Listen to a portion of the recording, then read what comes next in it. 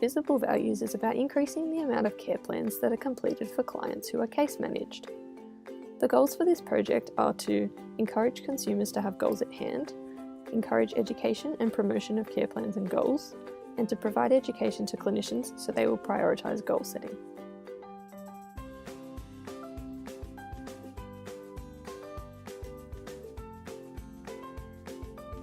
Maslow's hierarchy explains how stability and safety are needed before leisure or social recovery will be addressed.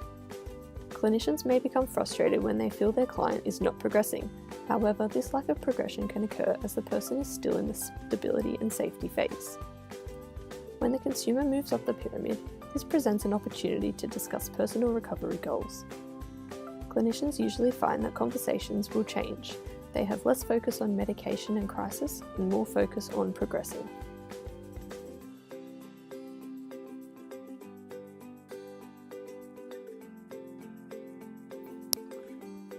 This image represents all the paperwork and documentation expected from community mental health clinicians. You may notice that the forms requiring communication with the client are written in red. With so much paperwork, it's easy to see that the priority of providing care can become lost. Care plans are the central part of the client's care. They involve asking the person, what would you like to focus on? Why is that important for you? And how will we help you get to this point in your recovery?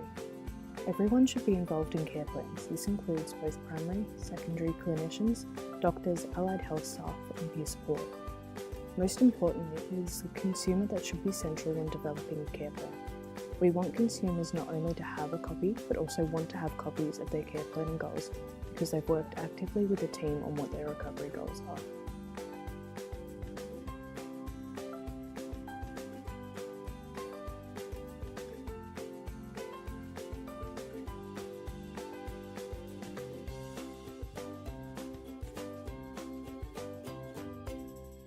Part of the main model of care is upside-down goal setting, which uncovers what the actual core value is under the larger goal.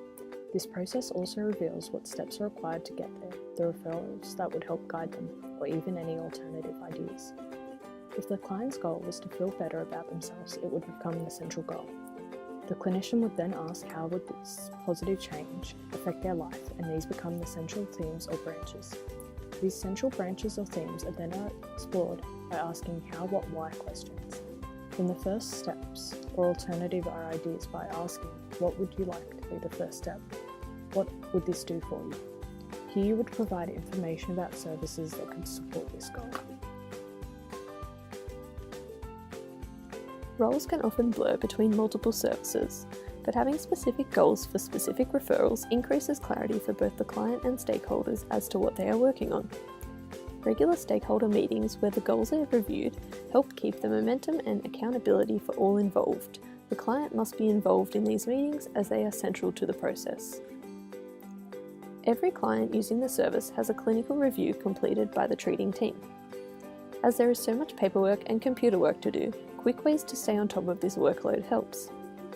At St George Community Mental Health, we have started to embrace the auto-populate function in EMR. The auto-populate function automatically copies information from the review form into the care plan. Auto-populate helps create more comprehensive, shared and up-to-date care plans, and it means that every client has a review form, has a care plan. There is a particular box called Other Issues and Problems in the review form. Any information typed into this box automatically transfers when you open a new care plan, but it is important that the last care plan completed must be copied beforehand. The steps to do this are: 1. Complete the review form as usual before the review meeting. 2. Copy the last completed care plan into the Other Issues or Problem box in the review form under Review or Management Structure. 3. Discuss the consumer with the treating team as usual. 4. Any plans or outcomes agreed upon with the team from the review meeting are also typed into the Other Issues or Problem box as part of the next plan for the consumer. 5. Sign the review form as usual. 6. A new care plan is then opened, and when you make sure the little box is ticked when opening this form, it will transfer the last care plan plus the most recent clinical plan from the review form. If you are a rehab clinician or peer support worker and are wanting to add a goal that you are supporting, you would 1. Copy the last care plan completed. 2. Open a new care plan. 3. Paste the last care plan. 4. Then add the goals of your service. Clinicians may encounter barriers in the goal-setting process, such as having multiple case managers, cognitive issues, and especially if a person has been legally made to attend the mental health service. One way to try and work through this challenge, if risk and sound judgment allows, is to find a common language and goal, which usually involves 4 steps. 1. Identification of the main goal. If a client's main goal is to no longer have to attend the mental health service, then that is their goal and it should be explored with upside-down goal setting. Find out from their perspective what it is that they need or are required to show to get to this point. How can we help and what is the first step? 2. Clear communication of the challenges.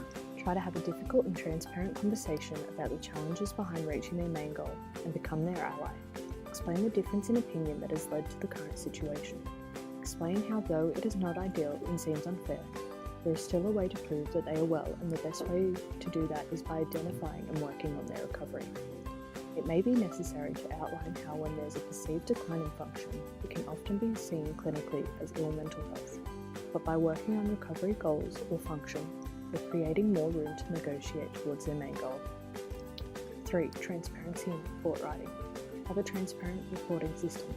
Consumers will often come away with a different level of understanding of the perspectives of the treating team after reading CTO or allied health reports.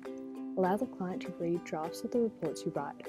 Ask them for their assistance with editing, feedback, and rephrasing of language used in this report. For example, the client may prefer the use of the phrase displays anger and paranoia rather than the use of clinical terminology or diagnosis of psychosis. By opening up these options and by using the language the person prefers, you're building trust and empowering the individual. 4. Supporting hope.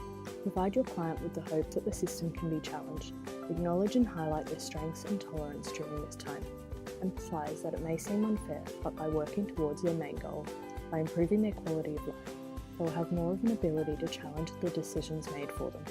Advocate for them towards their main goal.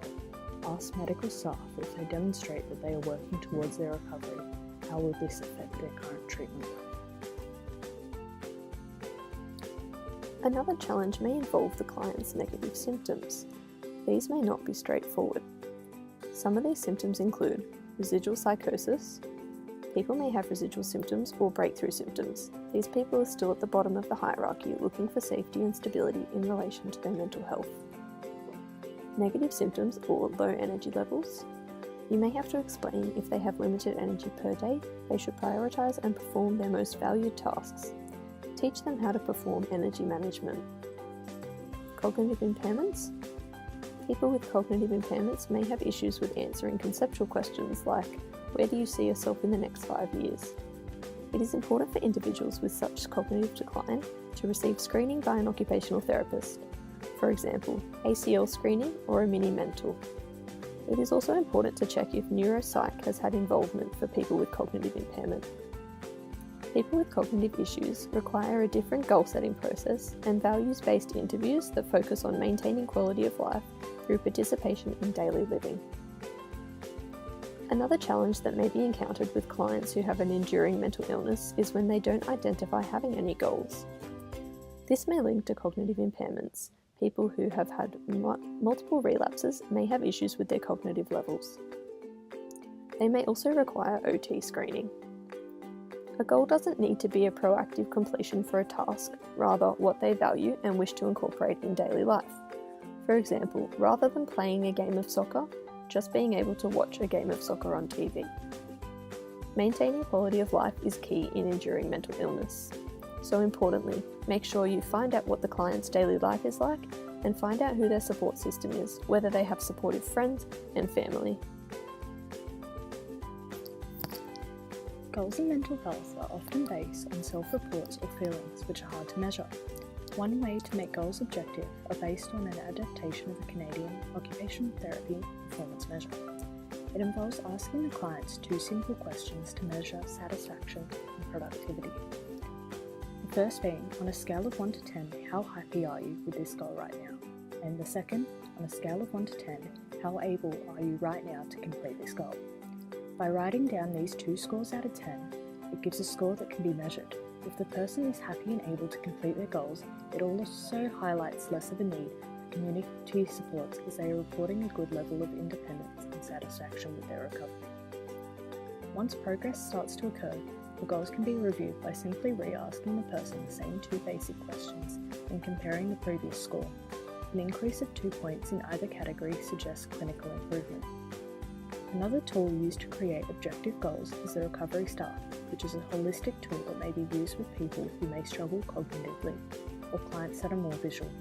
We would ask the person, where do you feel you are today in each category, and let the person self-rate their current situation. The star can easily be used as a pre and post measurement. From this video, we hope you have a better understanding of how to make your consumers' values and goals more visible and central to their care. We hope you remember to embrace the auto-populate function on EMR to make your workload a little bit easier. Encourage consumers to have a copy of their recovery plans with their values and goals, and utilise pre and post measurements of goals to define the start, purpose and end to an episode of care. Thank you for watching.